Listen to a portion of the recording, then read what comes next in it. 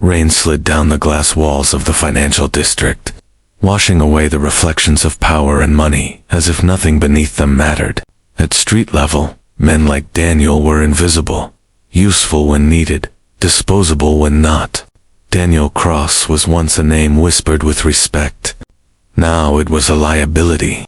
He stood in the hallway outside conference room 47, his tie loosened, palms damp. Inside, the board members of Harrington and Wolf Capital were laughing. Real laughter, the kind that didn't belong in rooms where people lost their lives without blood being spilled. He checked his phone again. No messages, no missed calls. That's when he knew. The doors opened. "Daniel," said Richard Harrington, smiling the way predators smile. "Come in." The room smelled like expensive cologne and betrayal. Daniel sat. A screen lit up behind him. Numbers, transactions, dates, his work. Or so it appeared. Richard folded his hands. "We've uncovered some irregularities." Daniel frowned. "That's impossible. I triple verified." "Save it," interrupted Elaine Wolf, her voice smooth as ice. "The evidence is overwhelming." Daniel turned toward the screen, his heartbeat rising. The transactions were real, but altered. Accounts he had never touched. Transfers approved with his digital signature. A signature only 3 people could forge. Richard, Elaine, and Marcus Hale. Marcus sat in the corner, arms crossed, avoiding Daniel's eyes. Daniel's best friend. His brother in everything but blood. "You know this is a setup," Daniel said, looking directly at him. Marcus swallowed, said nothing. That silence was louder than any confession. 3 hours later, Daniel exited the building, a free man, legally. But his career was dead. His accounts were frozen. His reputation erased. By morning, headlines would call him a fraud. By night, investors would demand blood. His phone finally buzzed. EMILY, wife. They came to the house. Police. "Daniel, what's happening?" His chest tightened. "I'll explain," he typed. The message never sent. A black SUV pulled up beside him. The door opened. "Mr. Cross," a man said politely. "We need to talk." That night, Daniel woke up in pain. Concrete floor. Rusted pipes. The smell of oil and mold. A warehouse? Marcus stood in front of him. "I didn't want this," Marcus said quietly. Daniel laughed, blood filling his mouth. "You planned this for 2 years. Marcus's eyes flickered. "You were in the way. You were my family. So was my ambition." The gunshot echoed like punctuation. Everything went black. Officially, Daniel Cross died that night. A body was found in the Thames. Unrecognizable. Closed case.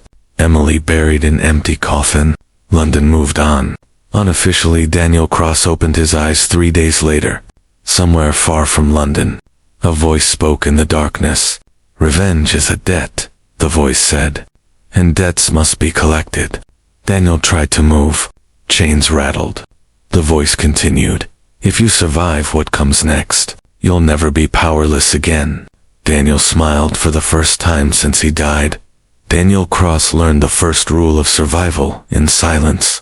No name, no past, no mercy. He woke up choking. Salt flooded his throat, his lungs burning as his body jerked violently. Rough hands dragged him upward. He collapsed onto wet stone, coughing until his ribs screamed. "Easy," a voice said. "You're not dying today." Daniel rolled onto his side. The world spun. Above him, gray skies stretched endlessly. The air smelled of seaweed and rust. An island, small, isolated, no signs of civilization. Just one concrete structure rising from black rock like a scar. "Where am I?" Daniel rasped. The man crouched beside him, late 50s, military posture, cold eyes that had seen too much. "Nowhere that matters," the man said. "Your old life is officially buried. You have no identity here." Daniel tried to sit up. Pain shot through his abdomen. "I was shot," he said. "Yes, The man replied calmly. Execution style? You survived because Marcus wanted you to suffer first. Daniel clenched his teeth. Hearing Marcus's name felt like reopening a wound. Why am I alive? He asked. The man stood. Because powerful men don't just destroy bodies, he said. They erase souls. I specialize in returning the favor. He extended a hand. Name's Elias Kane. Daniel stared at it. Didn't take it. The man who collected ghosts, Elias Kane, was not a hero. Heroes believed in justice. Kane believed in balance. Inside the concrete structure, Daniel discovered the truth. Maps covered the walls. Faces pinned to corkboards. Some were crossed out in red, others circled. Every man on those boards had been ruined by wealth and influence. Politicians, CEOs, crime lords. Who are they? Daniel asked. Men who thought they were untouchable, Kane said. They were wrong. Daniel's eyes stopped on one familiar face. Richard Harrington. Another. Elaine Wolfe. Another. Marcus Hale. Red circle. Daniel's pulse surged.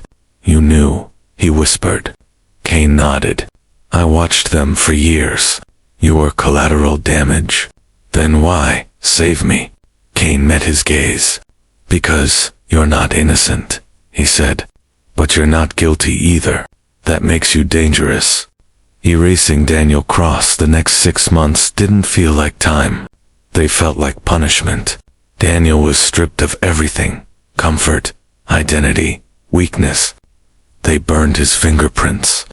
Destroyed dental records. Altered his facial structure just enough to make him unrecognizable. Pain became routine. So did silence. He trained until his hands bled and his bones screamed. Combat, weapons, surveillance, psychology. But the hardest lessons weren't physical. Revenge isn't rage, Kane said one night, as Daniel struggled to stay conscious. Rage is sloppy. He placed a pistol on the table. Revenge is patience. Daniel stared at the gun. Kane pushed it away. You don't get this until you stop wanting to pull the trigger. Letters never sent. Some nights, Daniel wrote letters. To Emily. To the life he lost. He never kept them. Burned every page. Grief was a weakness Kane refused to allow. You miss her, Kane said once. Daniel didn't respond. She thinks you're dead. That broke something inside him. Good, Daniel finally said. Let her hate my ghost instead of my failure. Kane studied him. You're disappearing properly, he said. The new name one morning. Kane handed him a passport. Daniel opened it. Name, Michael Ashford. Nationality, American profession. Private financial consultant. Daniel looked up. That's not me. Kane smiled slightly. That's the point. Michael Ashford had no criminal history. No emotional attachments.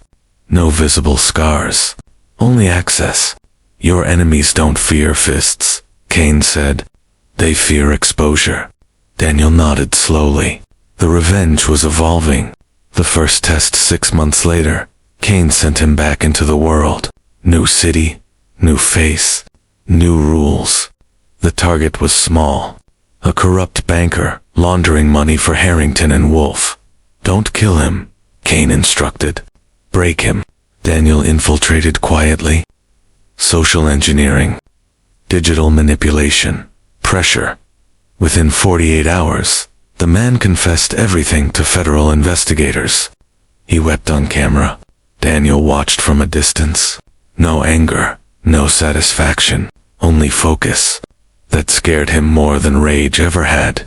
A message from the dead that night. Kane poured 2 glasses of whiskey. You passed, he said. Daniel took a sip. Next, he asked.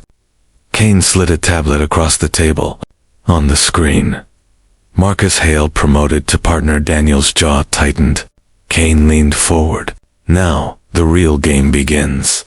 Outside, the ocean crashed against the island. Daniel Cross no longer existed. But the debt remained, and it was coming due. Michael Ashford walked into Manhattan like he belonged there. Tailored charcoal suit, no visible weapons, no rush in his step, the kind of man people trusted without knowing why. His reflection in the glass buildings no longer showed Daniel Cross, the fallen executive, but something sharper, controlled, alive. New York thrived on perception, and Michael understood perception better than most men understood truth. He rented a penthouse overlooking the Hudson, registered a consulting firm, hosted quiet dinners, listened more than he spoke. Within weeks, his name started circulating. Smart money, clean hands, knows things before they happen, exactly as Cain intended. The mask becomes the face at night. Michael studied his targets, not their crimes, their habits. Richard Harrington liked control. He surrounded himself with obedient men and unpredictable women. Elaine Wolfe believed in legacy. She feared irrelevance more than prison. Marcus Hale wanted admiration. Applause fed him like oxygen. Michael smiled. Fear was personal. Revenge would be tailored. Entering the lion's den, the invitation came sooner than expected. The Halcyon Summit Private Financial Forum Monaco. Michael read it twice. Harrington and Wolf Capital was a keynote sponsor. Marcus Hale would be there. Cain's voice echoed in his head. Don't rush the kill. But this wasn't a kill. This was resurrection. Monaco wealth had a scent. Salt water, perfume, old money pretending to be new. Michael stepped onto the terrace in Monaco and felt the shift, the subtle recognition among predators. Men scanned him. Women assessed him. Security underestimated him. Perfect. He spotted Marcus instantly. Older, sharper jawline. Same smile. The smile that sold betrayal as necessity. Michael felt something stir, not anger. Something colder. The handshake the moment came naturally. Marcus turned, drink in hand. Michael Ashford. Marcus read from his badge. I've heard your name. Michael extended his hand. I'm surprised, he said calmly. I stay under the radar. Marcus laughed. The best always do. Their hands clasped. Marcus didn't recognize him. That hurt more than the gunshot ever did. You should join us tonight, Marcus said. Private dinner. Influential people. Michael nodded. I'd be honored. Dinner with devils. The table overlooked the Mediterranean. 8 figures. Billions in combined worth. Michael listened as they talked about markets like chessboards and people like pawns. Richard Harrington sat at the head, the man who had destroyed Daniel's life. Michael met his eyes. No recognition. None. Good. The first cut, Michael made his move subtly. A comment here. A question there. By dessert, the room was divided. Doubt crept in like smoke. Marcus watched Michael closely now, curious, threatened. That's an interesting perspective, Marcus said. You're assuming volatility where there is none. Michael smiled. I'm assuming secrets always surface. Silence. Elaine Wolfe's fingers tightened around her glass. Richard chuckled. Careful, Mr. Ashford. That sounds like a warning. Michael leaned back. Just an observation. The war had begun. The night visit later, Marcus knocked on Michael's suite door. I don't usually do this, Marcus said, stepping inside, but I like to know my competitors. Michael poured 2 drinks. What do you want to know? He asked. Marcus studied him. Where you come from? Michael met his gaze. From nowhere that matters. Marcus smiled, but his eyes didn't. You remind me of someone, Marcus said. Michael's heartbeat stayed steady. People say that a lot. The call to Cain that night. Michael stood on the balcony, city lights flickering below. He called Cain. He didn't recognize me, Michael said. That's good, Cain replied. No, Michael said quietly. That's dangerous. Why? Because when he does, Michael replied, he'll panic. Cain paused. Then make sure it's too late. Michael ended the call. The sea roared beneath him. Daniel Cross was gone. Michael Ashford was no longer a mask. He was becoming the weapon. Wait for next video.